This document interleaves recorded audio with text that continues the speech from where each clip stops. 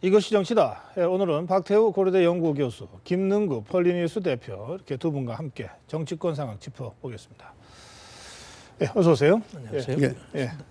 이 공천 전쟁은 끝이 났는데 후유증이 좀 심각한 것 같습니다. 새누리당과 더불어민주당이 지지율이 상당히 큰 폭으로 하락했습니다. 그것도 텃밭에서.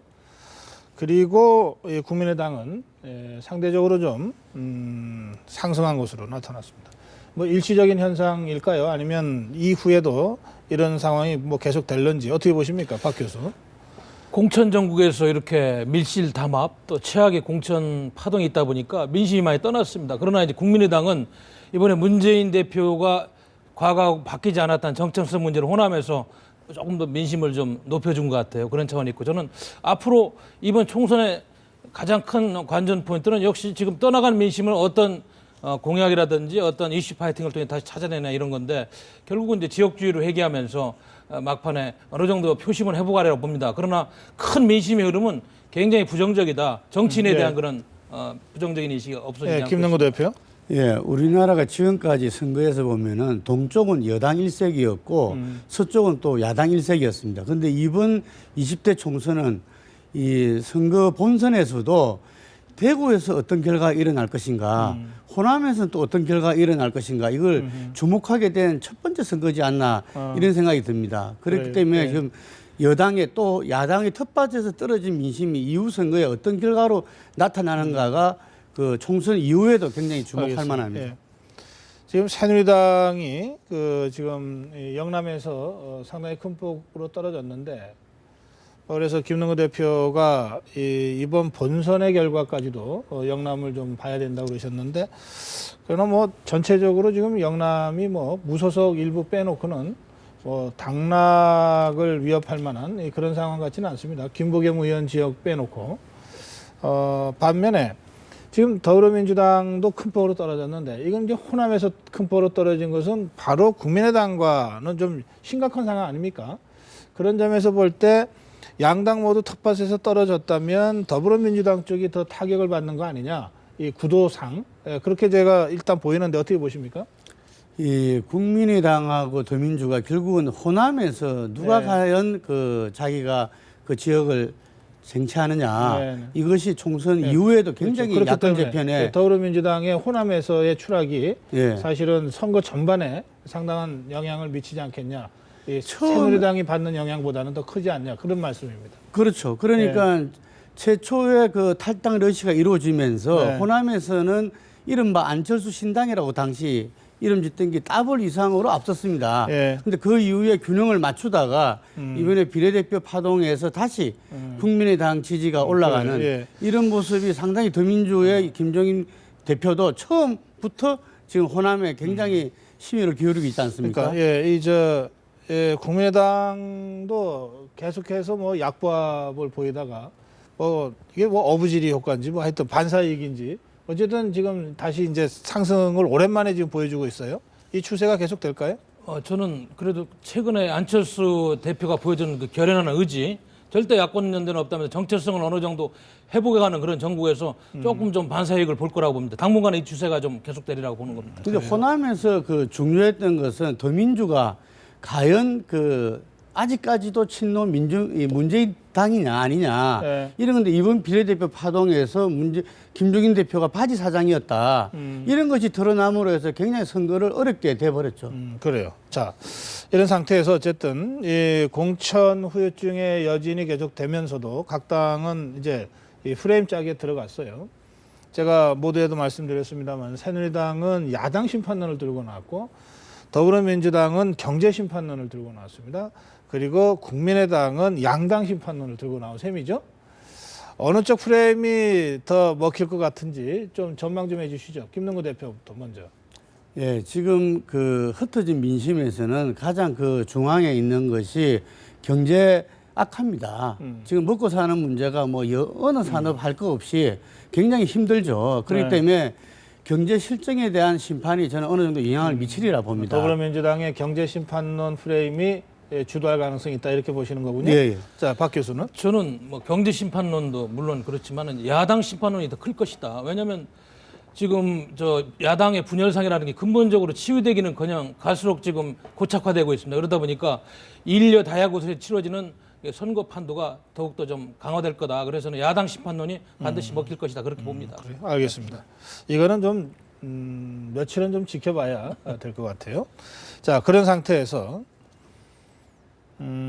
더불어민주당이 이 국회를 세종시로 옮기자. 이걸 선거 공약집에 냈더군요. 이렇게 그랬는데 이거를 급하게 좀 축소했습니다. 분원을 설치한 곳으로 축소했고 또 김종인 대표가 직접 나서서 이거 좀 시기상조인 것 같다 이렇게 해서 없었던 일로 만들었습니다. 이건 어떻게 보십니까? 지금 정말로 포퓰리즘도 이런 포퓰리즘이 없죠. 2002년도에 노무현 대통령이 좀 재미 좀 봤다고 한 공약인데 이거 저 지난번에 2004년도 헌재에서 관습헌법상 대한민국 수도가 서울에 있다는 건 대통령이 있는 곳, 입법부가 있는 곳이다 이렇게 정의했는데 정면으로 헌재의 결정을 뒤집는 이런 발상, 이러니까 표만 얻겠다는 포퓰리즘적인 발상이지 현실성은 매우 적습니다. 그래서 저는 아주 잘못된 접근이다. 그래 철회를 안 할 수가 없었어요. 국민을 우습게 보지 않으면 이렇게 이런 또 과격한 공약을 낼 수가 없는 것 같습니다. 어쨌든 김종인 대표가 이것을 다시 없었던 일로 만든 것은 어쨌든 잘한 거죠. 잘한 예, 일이다. 예, 어떻게 보세요?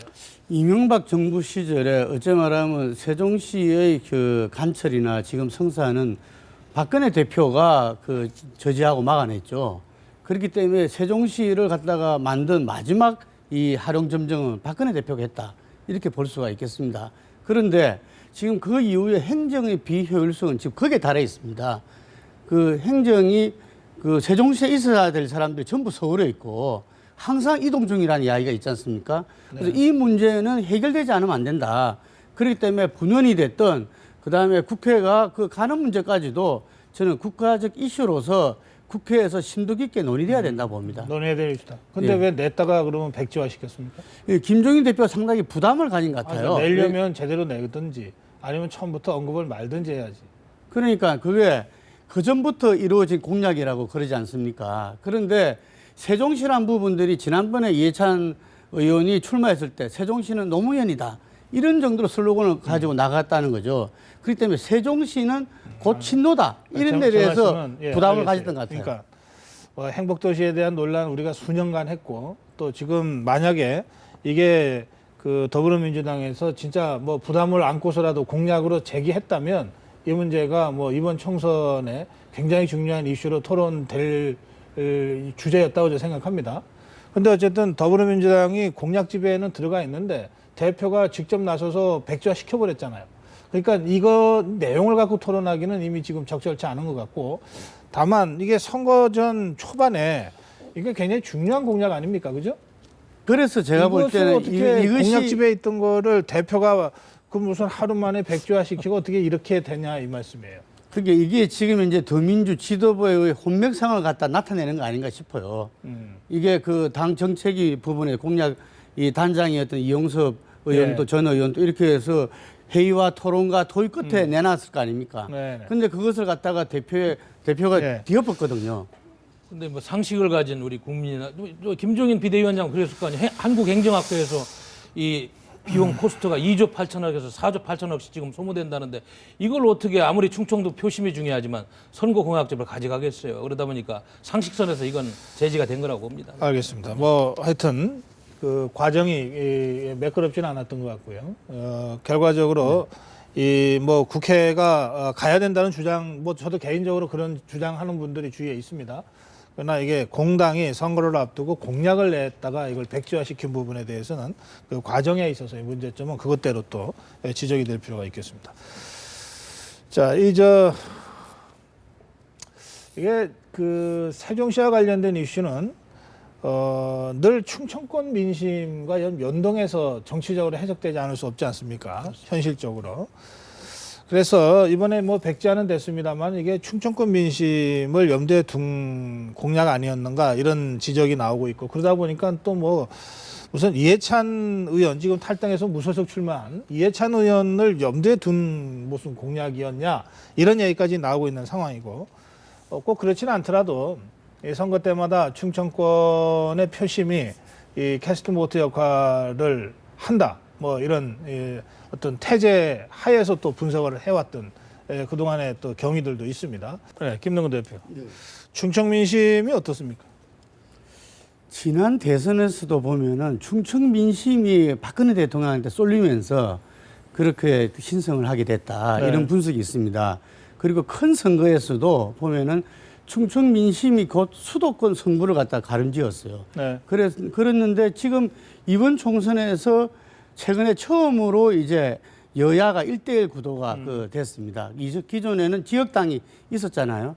그래서 제가 볼 때는 기본적으로 여당이 조금 우세한 그런 상황 아니냐. 그렇기 때문에 야당이 상당히 분발하지 않으면 안 됐고, 그래서 아까 그런 세종시의 국회 이전 이런 공약도 좀 내걸고 이랬지 않나 이렇게 보는데, 현재로서는 여당이 약간 우세한 예. 것 같다 이런 말씀이죠? 예, 예. 어떻게 그렇습니다. 자유선진당이 과거에 있었는데 결국은 지난 대선 전국에서 한나라당 아니 저 한나라당이죠 그 당시에 새누리당. 새누리당이죠. 합당하지 않았습니까? 그러다 보니까 아무래도 여권 지형으로 좀 재편이 됐고요. 그리고 충청도에 아까도 인구가 많이 불어나가지고 의석이 충청권에 2석이 늘어나고 이런 바람에 지금 충청권의 민심이 상당히 중요한 총선뿐만 아니고 대선 전국에까지 영향을 크게 미칩니다. 그래서 야당도 2017년까지 보면서 여러 가지 지금 공약을 내다 보니까 시점에서 보면은 네. 여당 쪽이 다소 우세한 것 같다는 게 김능구 대표의 판단인데. 그렇습니다. 저도 그렇게 봅니다. 왜냐하면 알겠습니다. 예. 예. 호남 쪽 민심은 뭐 앞으로도 여전히 이번 선거에서 더불어민주당과 국민의당을 결정짓는데 중요한 변수가 될 것 같은데, 김종인 대표가 주말에 이 호남 얘기를 다시 했습니다. 근데 이야기를 보면 이 호남에 애정을 갖는 대통령을 만들었으면 좋겠다. 뭐 김영서 의원의 얘기고요. 또 호남 지도자에 대한 갈망이 굉장히 강한데 김종인 대표께서 상당한 역할을 해주실 것을 지역민들도 크게 바란다. 이건 이계호 의원의 얘기입니다. 더불어민주당 쪽에서 나오는 얘기입니다.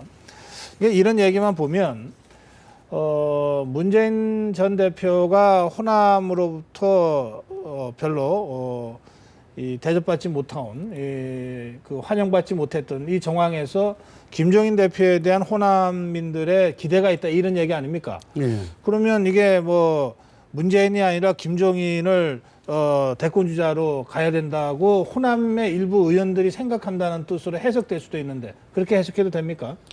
지금 호남에서 민심이 상당히 그 더민주 야당에 좀 이렇게 불만스러웠던 점이 하나가 호남 후보 불가론이 있습니다. 네네. 이게 그 김대중 대통령 전 대통령 이후에는 호남에서 대통령 후보가 돼서는 안 된다.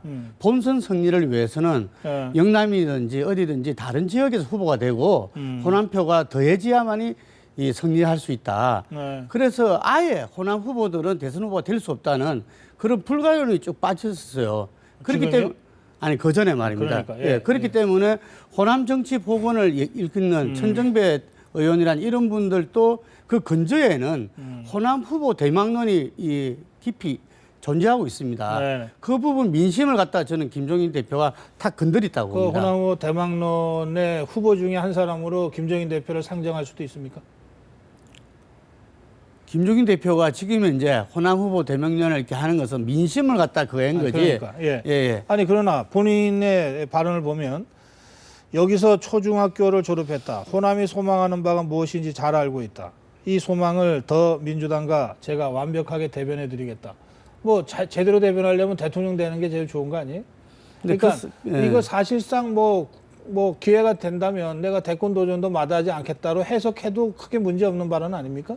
그렇죠. 예, 그렇지만 그러니까 그렇지만 그 사람 그 말에 대해서 우리가 신뢰를 하려면은 역사를 봐야 되잖아요. 네. 김종인 대표 아니, 일단 이 역사에서 말은 이렇게 해석될 수 있는 거 아니냐. 물론 비판은 또 있습니다. 네. 어떻게 보십니까? 예. 저는 이 말은 다분히 전략적이다. 물론 뭐 본인이 킹메이커 역할을 안 하겠다는 말은 했지만은 지금 호남 민심을 더불어민주당이 어떻게든 끌어오지 않으면 이번에 많은 의석을 잃기 때문에 다분히 역할 분담으로 가고 있다. 김종인 비대위원장이 지금 그런 꿈을 꾼다고 해서 그게 현실적으로 가능하지도 않지 않습니까? 당내 지지 기반도 없고 지난번에 중앙이 열어서 그 벽에 부딪혀가지고 본인의 그런 사람도 전혀 심지를 못하고 있는데 한 30명 이거는 다분히 정략적이고 전략적인 접근이다. 그래서 역할 분담으로 가고 있는 거지 본인이 진짜 대통령이 되겠다는 마음을 하는 그런 어프로치는 아니다. 저는 그런 판단이 그래요? 듭니다. 예. 아니 뭐 세상을 모르는 거 아니에요? 물론 어떻게 뭐 보세요? 예. 견물생심이긴 합니다만. 예, 예. 김명준 대표. 근데 그 이 김종인 대표 같은 경우에 그런 호남 대망론을 지금 이야기하는 거는 호남 민심은 어쨌든 더민주가 지금 친노 문재인 당인이 아니냐. 예. 그게 굉장히 중요하거든요. 근데 네. 굉장히 말이 요즘 길어졌어요. 바지 사장이 아니다. 그 근거를 이야기하고 이런 것은 상당히 좀 궁색하게 보입니다. 아, 그래요. 알겠습니다. 뭐 하여튼 이런 얘기 대권 도전을 시사하는 듯한 발언이 나오고 호남을 대변한다는 얘기가 나오니까 이 박지원 의원이 한마디 했네요. 소가 웃을 일이다. 예. 예, 국보의 전력을 얘기하면서 그래요. 자, 야권 연대 얘기로 좀 오늘 두 분 말씀을 좀 마무리해야 되겠습니다. 이게 문재인 대표가 계속 야권 연대 얘기를 하고 있습니다. 예. 뭐 실제로 뭐 여러 언론에서 분석하듯이 수도권에서 야권이 분열해서 선거를 치르고 있기 때문에 상당히 불리한 것이 현실이고요. 그런데 안철수 대표는 어떤 경우에도 야권 연대는 없다는 거 아닙니까? 제가 질문을 이렇게 드릴게요. 야권 연대 가능성이 있습니까, 없습니까? 없습니다. 제가 보기에는. 왜냐하면 안철수 대표 입장에서는 본래의 창당 취지 그리고 본인이 이야기한 그 약속을 지켜야지 다음을 볼 수 있기 때문에 절대로 몇 석 더 얻으려고 야권연대 이야기했다간 안철수의 노선이 무너집니다. 안철수는 독자 노선으로 계속 정당성을 이야기하고 창당 정신을 이야기해야지 본인이 살 수 있는 길이 열립니다. 그렇기 때문에 야권연대는 없다. 물론 전국적으로 178곳, 수도권에 100곳 정도가 야권 후보가 겹치고 있지만은 그래도 안철수 당은 창당 정신 제3당론으로 가야지 살 수 있다는 게 판단입니다. 지난 19대 총선에서 5% 이내에서 당락이 결정돼가 30곳이나 됩니다. 그렇기 때문에 아마 1여 다야 구도가 되면은 30석이 날아간다는 이야기죠. 그렇기 때문에 각 당에서 결국 마지막에 야권 후보 단일화에 집중할 수밖에 없는데 인천의 예처럼 수원이나 안산 이런 데도 지금 지역별로 움직임이 있다고 합니다. 그래서 부분적으로는 있겠지만 수도권 전체를 관통하는 야권 후보 단일화는 좀 어렵지 않나 이래 봅니다. 그래요. 하여튼 야권연대에 대해서는 개별적으로 후보 간의 무슨 사퇴를 통한 결과적인 야권 단일화 이 경우에도 당에서 조치를 취하겠다라고 하는 것이 현재까지 안철수 대표와 국민의당의 공식 입장이죠. 예, 그러니까 야권연대가 쉽지는 않을 것 같은데 또 워낙 뭐 선거 막판으로 가면서 이거 다 죽겠다 하게 될 경우에 뭐 어떻게 될지는 조금 더 지켜봐야 될 것 같네요. 예, 오늘 여기서 두 분 말씀 마무리하겠습니다. 고맙습니다. 예.